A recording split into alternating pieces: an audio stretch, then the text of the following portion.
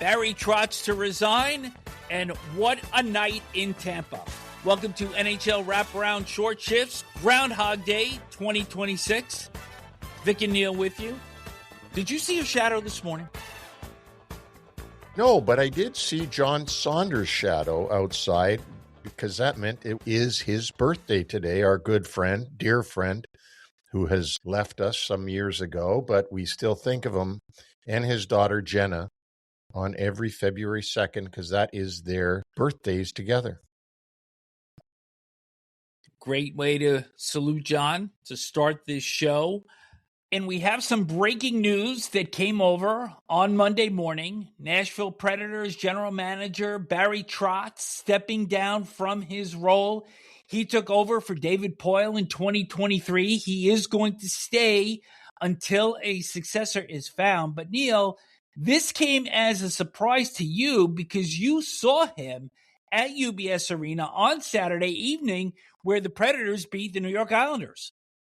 Yeah, I saw him before the game. We had a good 20-minute chat, at least in the hallway right outside the locker room. And he told me about building the team and what he had done so far. And we talked about the good old days of the American Hockey League and different things. Boy, it comes as a shock to me because they won that game. They haven't played since. So it'll be interesting to see at the press conference what they say the reasons are for him stepping down. You and I will do some further analysis on this with a quick take after that press conference takes place. But the surprising thing here also is after he took over, he made that big swing for the fences in 2024. He signed Steven Stamkos, Jonathan Marchessault, and Brady Shea. There were great expectations. The team struggled from the very first night of the season last year. They struggled again at the start of this season, but they really appeared to have righted their ship. And as of Monday morning, as we enter this final week of play before the Olympic break, the team is only 4 points out of wild card 2 in the Western Conference. Yes, and the other thing you didn't mention was when Barry got the job, he also made Andrew Brunette the head coach. Things just didn't get off to a good start last season. In fact, they were probably the most disappointing franchise in the 32-team league. And then this season, they came back and have been okay. I mean, when I say they've just been okay, they haven't been overwhelmingly good. They haven't been overwhelmingly bad. They've been a bubble team trying to get into playoff contention, and now suddenly Barry has decided to call it quits, and we'll see why. Gasparilla weekend in Tampa, and it was wrapped up with the Stadium Series between the Lightning and the Boston Bruins. Tampa Bay moves to 17-1-1 in their last 19 games with their first 4-goal comeback to win a game in franchise history, a 6-5 win in a shootout. But before we get into the details of the game, I know, Neil, you're not a big fan of all the window dressing and everything that goes on. Neither am I, for that matter. But I thought the visuals here were absolutely spectacular. The theming of the entire pirate motif was great. And it just had a great look to it. It certainly did, and for a Broadway show, it would have been fantastic. It was a hockey game, and that's all the stuff that they put around it, which is great, I guess. Gives everybody a bit more for their money. That's the 63,000 that are in the stadium that night. Very well done. I mean, no one can argue that it wasn't well done. It was really well done. Do you think I could get away with the outfit that John Cooper had on? I think you could, as long as you were, in some kind of odd setting. Or with a bag on my head? Yeah. But I mean, did Cooper and his cohorts, were they asked to wear that kind of stuff by the league for the motif? I mean, was that what it was? Because it was almost like he was wearing John Gotti outfit. The whole coaching staff was, but Marco Sturm on the other side was just a very conservative 3-piece suit. He looked like he was in West Berlin. He was that conservative. I was surprised at John Cooper, and he kept it on even when his club slumped down to being behind 5-1. Well, I don't think changing out of that was going to alter the course of the game the way it did. But anyway, open chest and chains coming down. So it was quite a look. But let's get to the game now and kind of set the scene here, because the Bruins played this game without their number 1 and 2 centers, Pavel Zacha and Elias Lindholm, both out with upper body injuries. For Tampa, Victor Hedman returned for this game. It's only his 19th game this season. His last appearance was on December 9th. He was out due to elbow surgery, wanted to play in this game before the Olympic break. Because Hedman came back and it was his first game, Cooper elected to go with 11 forwards and 7 defensemen to kind of ease Hedman back in. And then he lost Anthony Cirelli late in the first period on a hit by Mark Kastelik. So those are potentially 2 forwards that Cooper may not have available for him at the Olympics, because he's got Cirelli on the team. He's also got Braden Point on that club. Now that we're coming out of NHL play and heading to the Olympics, this is getting more and more onto the front burner with all these injuries. It is. And again, if I was the general manager, Mr. Brisebois, I would be telling my coach, how about if we just let these guys rest during the Olympic break, But it's tough to do that, and I get it. And Julien Brisebois is also Canadian, as is John Cooper, as is obviously these players, and everybody wants to play. Everybody wants to do it for Canada or whatever your country is. But it's just very, very difficult for the GMs. In this game, this was signature Bruins on 2 fronts, because they take a 5-1 lead. And you and I have spoken over the past week about the balanced scoring that the Bruins have, and they get goals from all 4 lines to get that 4-goal spread. But one of their other signatures is them taking penalties. And entering the game, they were shorthanded more times than any other club in the NHL, and they went shorthanded the last 7 power plays of the game, 8 times overall, and they literally let Tampa Bay get back in the game with a series of penalties in the second period that resulted in 3 power play goals. And dumb penalties, not penalties that stop the opposition from scoring, but dumb penalties. But what I found really interesting, too, was that Ray Ferraro mentioned early in the game that the Bruins had done a good job of making their team a lot tougher than it was last year. And they set out to do that purposely. He said that Don Sweeney and Marco Sturm and them brought in smaller pieces, and their team certainly was a very much more physical team to play against. Said that early in the game. And then what ended up happening was that physicality ended up costing them, probably cost them a win in this game. You had taken particular issue with the Mark Kastelik penalty that happened after the Oliver Bjorkstrand goal to make it 5-2. And then right after that, there was the goalie fight between Jeremy Swayman and Andrei Vasilevsky. And so you had a series of 5-on-3s, and this was where this went off the rails for the Bruins. Yeah, although the goalie fight had nothing to do with the 5-on-3 or anything else. It was a staged, stupid fight of goalies running down the ice and pretending they're fighting. But the Kastelik penalty was a bad penalty to take. It was a mini Dale Hunter on Pierre Turgeon thing, where he had already put the puck into the net when Kastelik cross-checked him from behind, which had everybody jumping on Kastelik and others. It was almost like, a toddler being pissed off that somebody did something and he reacts in that way. It was bad for the Bruins, and it really did cost them. Like I said, they were shorthanded the last 7 power plays of the game. And I do think the Bruins had some legitimate gripes. I don't think this game was called evenly. I thought there were some things that Tampa Bay got away with. But nonetheless, they put themselves in a position to allow Tampa to get back to within 5-4. Nikita Kucherov tied the game with 8:10 left in regulation, part of a 4-point night for him. And then the Lightning outshot the Bruins 9-0 in the overtime before winning in the shootout. Jake Gensel, the shootout winner, and David Pastrnak hitting the post to end the game. And of course, then there was all the post-game festivities. And the one thing I was looking for was the handshake between Swayman and Vasilevsky.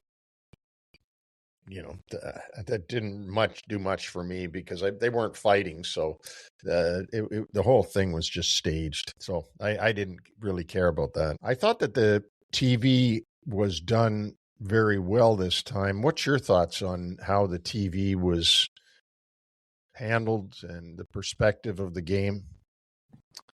I thought this was a good night for ESPN when you compare this up with the Winter Classic that TNT did on January 2nd between the Panthers and the Rangers. I thought the graphic package was great. I thought they were very mindful in terms of lower third graphics also, because there was a lot of room in the foreground from where the main camera was shooting down onto the ice. We did see some shadows along the far boards, but that's a lighting thing. There's nothing the TV could do about that. But one of the things that really rubbed me in the TNT show in the Winter Classic was their use of that fly cam and just shooting from 200 feet away and using it for the sake of using it. And I thought it was used very judiciously. Game had a good texture to it. And I thought overall a very good night for ESPN. And certainly the staging and the ships and the where they had their studio location was pretty exotic, if you might say, because a lot of money spent on really that pirate theme was overwhelming. Which was not lost on Steve Levy, Mark Messier, and PK Subban, who actually hosted from one of those areas in full pirate garb. And so, as soon as we're done recording here, I'm going to go out and get my eye patch also. Well, all right. So we also have more stuff with the ESPN, ABC family of networks. A couple of games on Saturday, not so much with the production, but a couple of points that were made during those games, which we both have some disagreements on. So let me do the scene set on Saturday first. In the early game, Colorado beat Detroit 5-0. Nathan MacKinnon becoming the first to 40 goals, 2 goals and an assist in that one. He had entered that game with just 3 assists in his last 5 and a -6. And the Avs came into that game 2-4-2.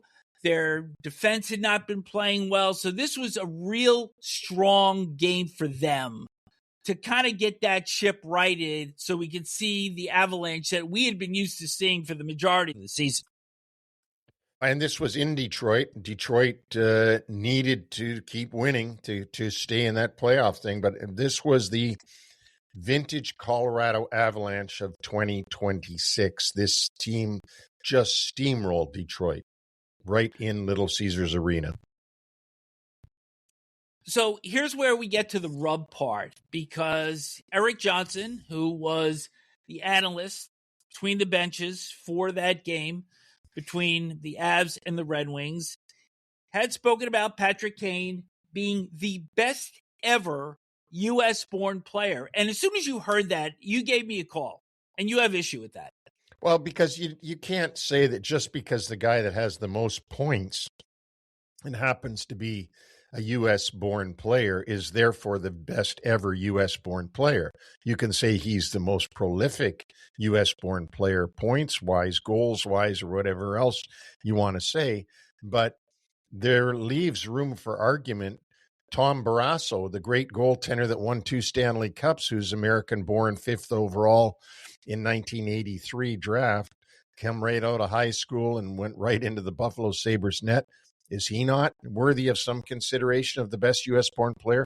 Chris Chelios, the Hall of Famer that played in Chicago and Detroit, is he not worthy of consideration? Brian Leach, we can go on and on. Phil Housley, who's got an enormous amount of goals, way more than Bobby Orr ever got. Does he not deserve some consideration? So to say that he's the best ever player is just not right. He's the best ever scorer. of an American-born player, and that's quite an achievement. To get more points than Mike Modano, who's a Hall of Famer himself, is quite an achievement. But I don't think you can say he has now become the best ever U.S.-born hockey player. Just not right. You are not alone in that feeling, because our buddy who appeared with us a year ago, Steve Simmons, wrote in his column on Sunday, and I quote, "It's fabulous that Patrick Kane became the all-time American point getter. Some are calling him the best American player ever, not me." And he points out a few things here. First of all, he doesn't refer to Brett Hull as American, even though Hull played for Team USA, the 1996 World Cup.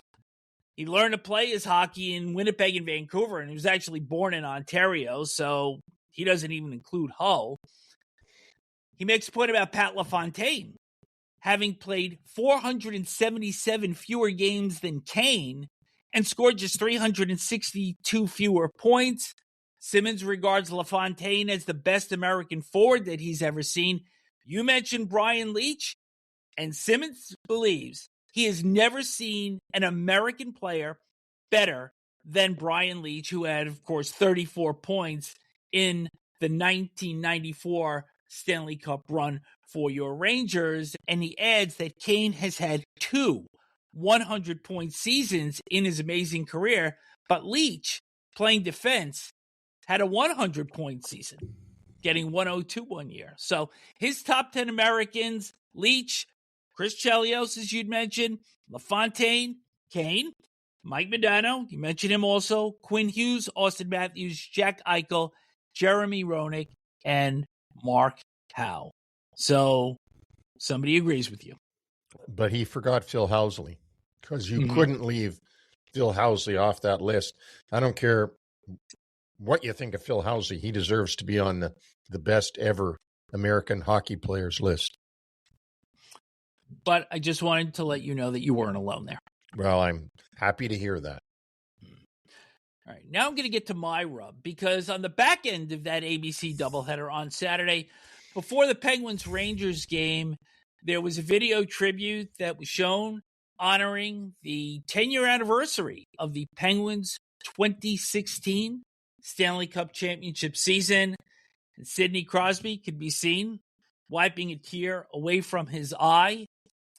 But I shift now to Ranger fans still crying about what they continue to see. Bob Wischusen using that term, retool versus rebuild. And we've already gotten into this, but I'm going to have one final say on this, and then I'm going to drop it for the rest of the season. I promise. So here's the deal.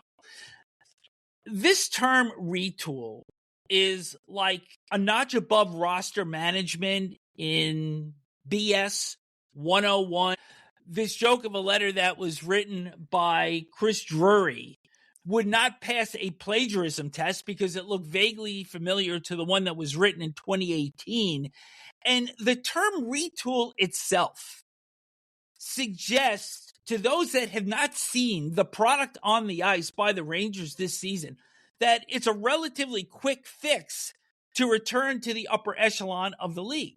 And that is simply not true. So note to Drury here, who probably ranks right behind George Costanza in terms of impersonating an architect, that when you dismantle something, you cannot retool it. You have to rebuild it. And that's what this team is in right now. Oh, they're totally dismantled. This is not going to be an easy rebuild for the New York Rangers. They don't have a lot in the pipeline. It's not like they got a plethora of young players. They've been trading picks constantly over the past few years. They're probably not going to get a whole heck of a lot for Panarin because his contract expires. And if you take Panarin, you're going to have to pay Panarin what he wants. And I don't see them getting a king's ransom for him. They don't have a lot of players left to trade. I mean, at some point they'll trade Zibanejad and they'll get whatever they get for him. But this is going to take a long time. This is not going to be easy. And you're absolutely right about the word retool. Retool means that you're just going to fix something up. Well, like it's broken a little bit and I got to fix it. I got to go in and, puts a fresh coat of paint on it. No, that's not what this is. I mean, your house is basically torn down. You've got to put on new walls and doors and everything. This is a rebuilding of a team. When you look at that comeback on Saturday, where they only lost 6-5, but I mean, they were down big in this game throughout. So fans should be not taking solace with that comeback to within a goal, because the last one came with like 10 seconds left. And that was a game that they went over 21 minutes at one point without a shot on goal.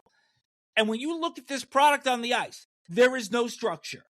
Their rudimentary hockey is atrocious. I mean, you could go to Hartford for a tenth of the price and see better, not by much, but it's still better. Their compete level is low. The team isn't fast. They're not big. They're not heavy. And when you look at Mike Sullivan behind the bench on Saturday, he had that same mannequin-like expression that we saw with Peter Laviolette when everything started to go off the rails last year. And you think about the money that's been wasted in paying out Gerard Gallant to go off to Prince Edward Island. You think about what has been paid to Peter Laviolette, fired after only 2 seasons. And now they bring in Mike Sullivan at I think probably the highest paid coach in the league.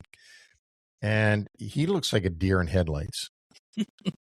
I really don't know what to say. And it's amazing to me that Mike Sullivan is going to be coaching Team USA at the Olympics. One of the general managers of that team helping Bill Guerin will be none other than Chris Drury. Well, to wrap this up, there is no rapid repair manual here. Again, this is a rebuild. And the waiver claim of Vincent Iorio from San Jose, don't start planning the parade route just yet. So, with that, we are at the 2/3 mark of the season. We have a very good chance of seeing the playoff field flip by 50%, because of the playoff teams that made it in 24-25, there are 7 on the outside looking in right now. In the East, Washington, Jersey, Toronto, Florida, Ottawa, all out of playoff position. In the West, Winnipeg and St. Louis. And the Kings, who of course played the Oilers in the opening round not only last year, but the 3 seasons preceding that, are tied with Utah for the second wild card, so they could drop out. It's going to be very interesting when we go back and we do our playoff preview and look back at the teams that we thought were going to make the playoffs this year. I think if either me, you, or Jeff Marek get 10, we're going to be lucky. Absolutely. And, the thing that I said this morning was the only thing that's consistent in the NHL is inconsistency, other than if you talk about the Vancouver Canucks or at the other end, the Colorado Avalanche. They're consistently bad in Vancouver and consistently good in Colorado. The rest of the teams, you don't know from one night to the next. One of the most stunning teams this year, though, that we don't talk about that much, has got to be the Winnipeg Jets. Mm-hmm. To have the season they had last year, to have the goaltender who wins not only the Vezina, but also wins the Hart Trophy as the MVP of the league. And then this year, they're way out of the playoffs. Yeah. And the only person that I can see missing is Nikolai Ehlers, who signed in Carolina, but that can't be the whole problem, is that they're missing Ehlers. No more than Marner missing in Toronto. The Jets enter the week 9 points out of wild card 2. And while we just mentioned Mitch Marner and the Toronto Maple Leafs, the Leafs enter the week in wild card 7, 8 points out of wild card 2. So some odds and ends from things that took place over the weekend. Goaltender Linus Ullmark for the Ottawa Senators played in his first game since December the 27th. 26 saves and a 4-1 win over New Jersey. The Devils playing that game without Jack Hughes, sidelined with a lower body injury. But for Ullmark, who walked into the arena dressed to the nines and walked out after the game as first star with his head held high, quite a return for him and very emotional. We don't know quite what happened in Ottawa with Linus Ullmark. We only hear rumors of stuff, and we certainly don't put any stock in rumors. But good to see for Ottawa if Linus Ullmark is back to playing the way he did in Boston and when they got him in Ottawa.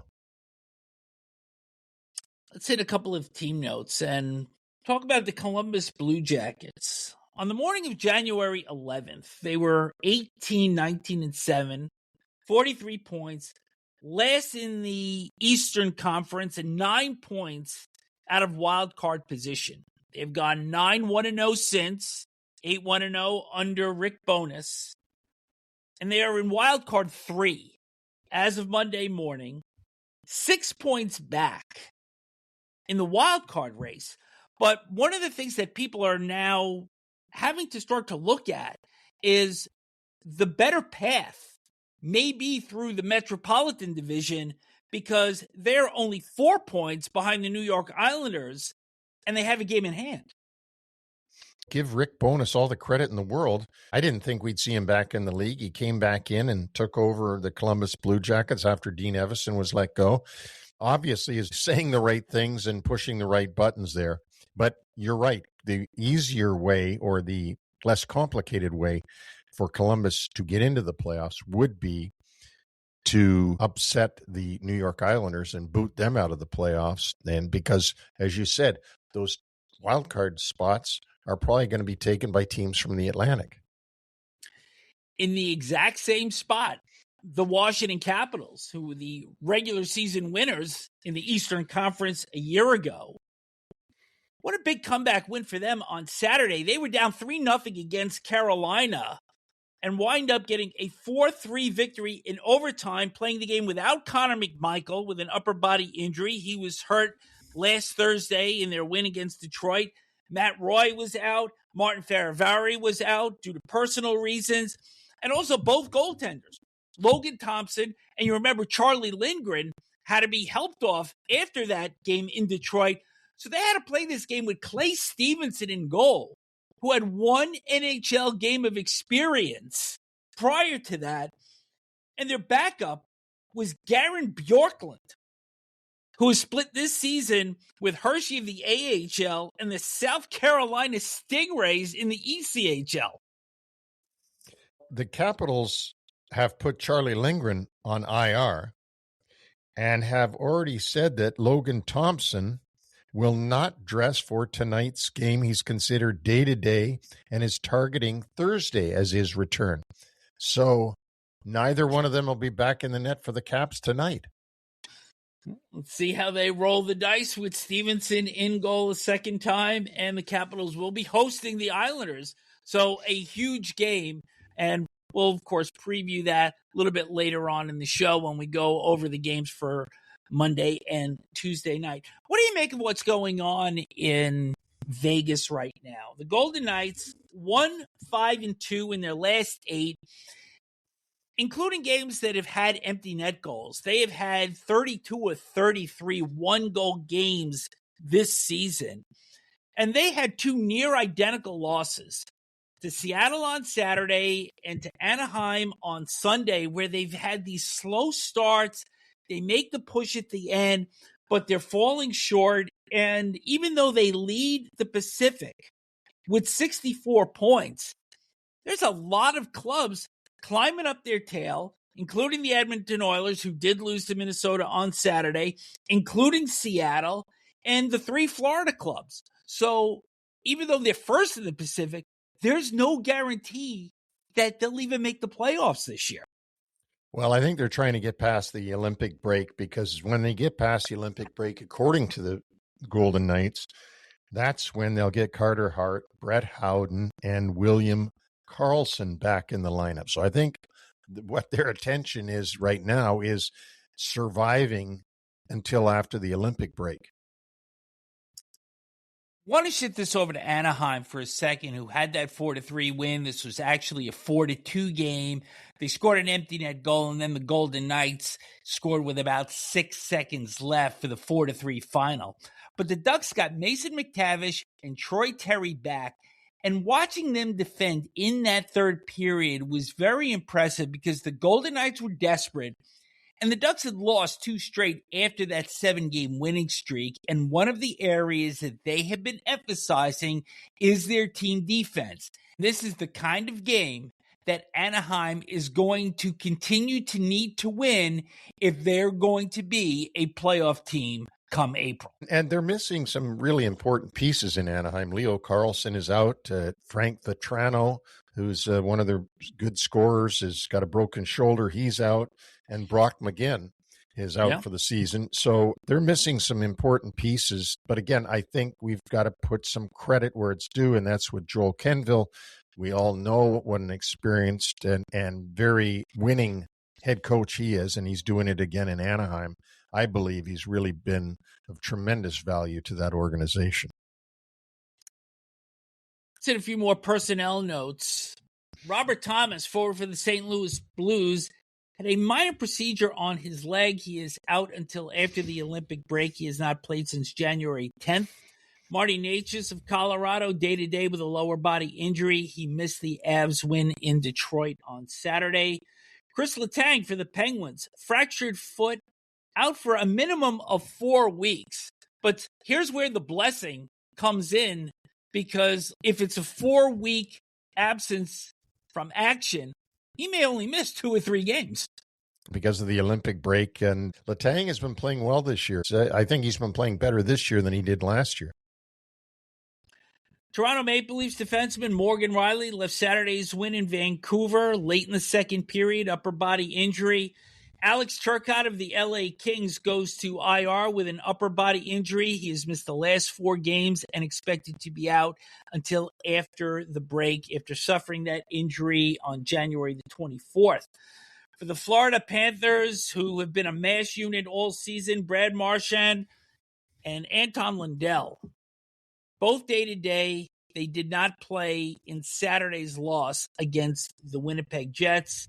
But on the return side, William Nylander came back in that Maple Leafs win in Vancouver after missing 7 games with a groin injury, had 5 shots on goal in 20 and a half minutes of playing time, and scored one of the 2 shootout goals for the Leafs in that one.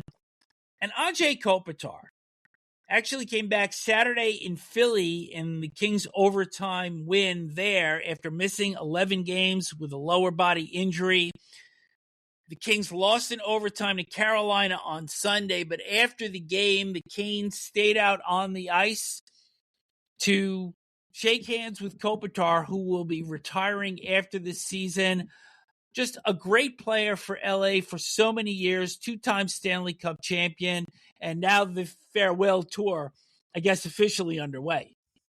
And he looks like a guy that could keep playing for years. Yeah. He doesn't look like he should be retiring, but I guess when you've had enough, you've had enough. And Kopitar is calling it quits at the end of this year. Certainly number 11 will end up in the rafters at Crypto.com Arena. Also regarding that Kings-Hurricanes game, and we've talked a little bit about television and ABC and ESPN earlier in the show, but in this game, because of the weather in the Southeast, there were staffing shortages, and that forced the Kings to do a modified/shared broadcast with the Hurricanes crew. So the regular talent called the game, which was John Kelly, but the intermissions was shared content. And there was Trip Tracy, and he was speaking with Tony Granato for the Kings, and Shane Willis and Daryl Evans also had some segments together. So it was a very interesting dynamic to watch both teams sharing their content with each other. And this was because of the weather situation, correct? Yep. Where the LA Kings truck didn't have enough staffing. to have an independent broadcast. So they went together on this one. I thought it was quite good. I watched that entire game, and I thought it was quite a good broadcast. I love the interaction between Trip Tracy and Tony Granato. Of course, I have an affection for Tony Granato, having had him in New York. But they even talked about Cami Granato at one point and brought that up. And, of course, Cami Granato being Tony's sister and also the wife of Ray Ferraro. And one final TV note, Rogers on Saturday for Hockey Night in Canada saluted late actress and comedian Catherine O'Hara, passed away before the weekend started, and she has a long list of movies and shows that she had done, most notably Schitt's Creek, which was just a fabulous series that I loved. And Rogers had a segment on their show with O'Hara opening the 2023 Stanley Cup playoffs and her voiceover. So I just thought it was a really nice tribute and a great way to wrap up all of the TV stuff for this show. So as we turn to the games coming up on Monday and Tuesday, there's 4 nights of hockey left before the Olympic break. 10 games Monday, 7 Tuesday, 10 Wednesday, 7 Thursday. Games that I'm looking at on Monday in particular, Neil. And I want to start with these 3. Buffalo at Florida, Pittsburgh at Ottawa, Islanders at Washington. And for the Sabres, Penguins, and Islanders, it gives them a great chance to keep the Panthers, Senators, and Capitals at bay.